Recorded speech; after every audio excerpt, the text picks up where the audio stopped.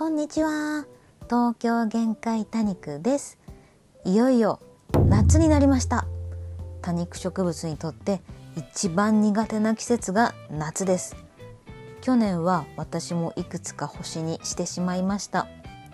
これからは夏特集ということで、夏にまつわる動画をいくつかお届けする予定です。みんなで無事に夏を乗り越えましょうね。今回は夏の強い日差しが原因で起こる葉焼けについてお伝えします。特にベランダで育てているタニラーさん向けに葉焼けしやすい場所について詳しく説明します。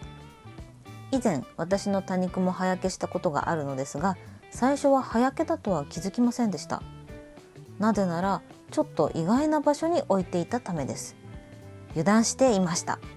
では早速本題に入りましょう。これが葉焼けした多肉の写真です。形がすっごくいびつなのがわかると思います。これを横から見るとこんな感じ。葉が黒く変色してシワシワになったりしている部分があります。最初はダニもしくは腐ったなどと不思議に思いました。葉焼けの特徴は一定の方向に症状が集中して出ることです。この多肉の場合、画像左上の葉っぱが極端に症状が出ていました。その部分だけ欠けて形がいびつになってますよね。この左上の部分がまさに太陽の方に向いていた側になります。その部分が日光をたくさん浴びて耐えきれずに焼けてしまったんですね。とってもかわいそうなことをしました。ちなみにこの状態で放っておくと最終的には株全体が黒くなって枯れていき、もう干からびたようなカピッカピの枯れ方をします。そうならないように葉焼けの症状に早めに気がついてあげましょう。ただ本当に暑いのでタニパ途中熱中症にならないようにご注意ください。ところでこの多肉はベランダのどこに置かれていたのでしょうか。実はちょっと意外な場所に置いてありました。その多肉を置いていた場所がこちらです。ここは多肉棚の上から2段目です。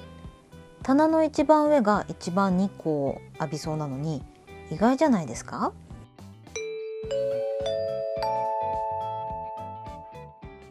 ではその仕組みを説明します。今回は図を用意しました。うちのベランダを横から見るとこのような状態になります。私はベランダの奥側、こちらの室内側に、寄せて多肉棚を置いています。そしてこれがベランダの床の部分、上が、上の階のベランダ、つまり軒の部分ですね。そしてここに柵があります。うちの柵はコンクリートではなくて、半透明のプラスチックのような素材になっています。そして左上が太陽、こう太陽の光が降り注いでいるイメージを描いています。夏は特に太陽の位置が高いので、こうかなり上の方から日が差すような状態になります。で、そうなるとこう太陽の光がこう来た時に軒の部分があるので、ここにぶつかった光は当然ベランダには差さないですね。なのでこの部分、ここが影になります。直射日光が当たらないんですね。なので一番上、棚の一番上、なんとなく太陽の光当たりやすそうに思うんですけど、実は軒があるので明るい日陰、直射日光の当たらない日陰になっていました。で、時間帯によってはこの太陽の光がもうちょっとこう太陽の位置が下がってくるので、こうちょっと角度が緩やかになるとこの手前のあたりは直射日光が当たる時間帯もあるっていう感じです。ただ日陰になっている時間帯もあるので、この一番上の棚に置いてある多肉は焦げない。で一方で2段目ですね、この2段目に置いてある多肉、ここはかなり長い時間直射日光が当たります。この軒の影に入らないので、この後ろの方はこう影になりますけど、手前側はもうすごく長い時間直射日光が当たっちゃってる。なので、結構焦げやすいんですね。そして次、3段目、結構下の ここはかなり距離を空けてるんですけど、この3段目の多肉っていうのは下の段だけど意外と直射日光夏は当たるんですね。当たるけど、ここがまたこう太陽が下がってきて日の差す角度が変わったら、ここでこうちょっと遮光されたこの半透明の塀があるので、直射日光ではなくなる時間帯が多いんですね。こう和らいだそのプラスチックの素材かなんかがあるので和らいだ光が当たる。だから3段目は焦げない。でも全然徒長もしないっていう感じです。はい、なんか非常に図が拙いんですけど伝わりましたでしょうか。で、こういう状況っていうのもいろんな時間帯でベランダの様子を見てみないと意外と気づけないです。私最初は棚の一番上が一番日が当たりそうって思って、いわゆる一群の多肉というか、特にお気に入りの多肉を置いてました。でその次に、2段目のところがきっと日が当たりやすいだろうなと思って、気に入ってるね割と好きな多肉ちゃんを置いたりしてたんですけど、意外と葉焼けに関しては一番この直射日光が当たる時間の長い2段目の手前がやられちゃうっていうことが実体験としてありました。でこの1段目3段目もなんだかんだ直射日光が当たらなくても結局明るさ保ててるし、3段目に至っては意外としっかり日光も当たる。で柔らかい光が当たってるので、結局どこもその徒長とかはしない、日光不足にもならない。もうなんならこの床のこの辺この辺にプランターとか置いたりしてるんですけど、ここにいるやつも夏すごい日照時間長いので、全然ここにいる多肉たちも徒長したりとかはないです。というのが我が家のベランダの現状でした。もうこれねなかなかわかんないんですよね。一日中ベランダを見てるわけじゃないので結構気づけなかったです最初。この2段目の手前側の多肉が、なぜか体調を悪くした、どうしてだろう、葉焼けだって気づいて初めてこういったその直射日光が当たり続ける時間っていうのを意識することができました。こういった構造上に軒があって、ちょっと塀が何かしらあってっていう構造のベランダ非常に多いと思います。ご自宅のベランダではどこが一番長い時間直射日光が当たるかぜひチェックしてみてください。そこが一番葉焼けしやすい危険地帯になります。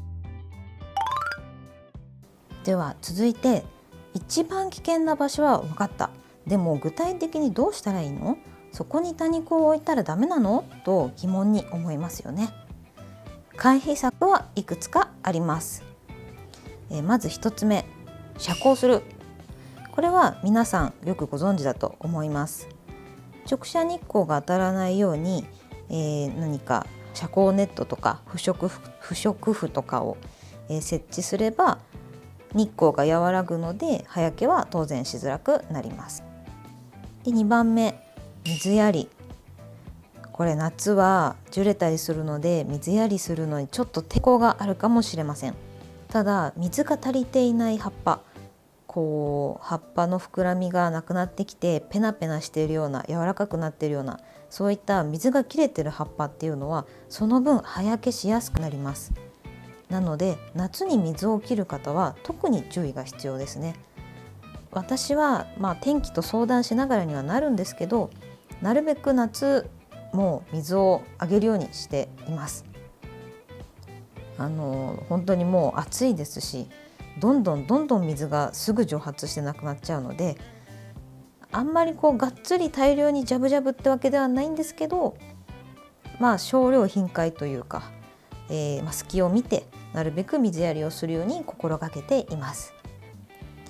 そして3つ目、弱い多肉を危険地帯に置かない。これは結構なんでしょう、デメリットとか面倒くささあんまりないので割とやりやすいかなと思います。で、葉焼けに弱い多肉っていうのが、ズバリ薄葉系の多肉です。先ほど水が足りていないペナペナした葉っぱは葉焼けしやすいですよってお伝えした通り、そもそも水をためられる水分量が少ない薄葉系の多肉っていうのはもうそれだけで葉焼けしやすいです。で、逆に蓄える水の量が多い多肉、つまりプクプク系とかムチムチした多肉っていうのは葉焼けしづらいです。なので、その危険な場所、例えばここが特に直射日光当たりやすいなっていうふうに分かったら、薄葉系の子はちょっと下段に置くとか、同じ構造だったらこの、一番上の奥側に置くとか、どっか直射日光がそんなに一番当たるわけじゃないよっていう場所に薄葉系の多肉を移動させてあげる。で、代わりに、プクプク系とかそういうのを危険地帯に置くっていう風に、工夫すると結構葉焼けしづらいし、それ置き場所変えるっていうこと以外何かつどつど対応することもないですし、やりやすいかなと思います。はい。このようにいろんな対応の仕方ありますので、皆さんのやりやすい方法でぜひ対策してみてください。以上、葉焼けしやすい場所と対策についてでした。いかがでしたでしょうか。ここまで説明しておいてあれですけど、ぶっちゃけ葉焼けしてもすぐには枯れません。写真でお見せした多肉もダメになった葉っぱをもいで明るい日陰で養生していたら、今は元気に立派に育っています。もし葉焼けしても諦めずに優しくしてあげてくださいね。今日のピックアップ多肉、はい、急に始まりました。私の動画は毎回テーマが決まっていて、一つ一つの多肉をゆっくりご紹介する機会があまりありません。というわけで、こうやって動画の最後に多肉を紹介するコーナーを作ってみました。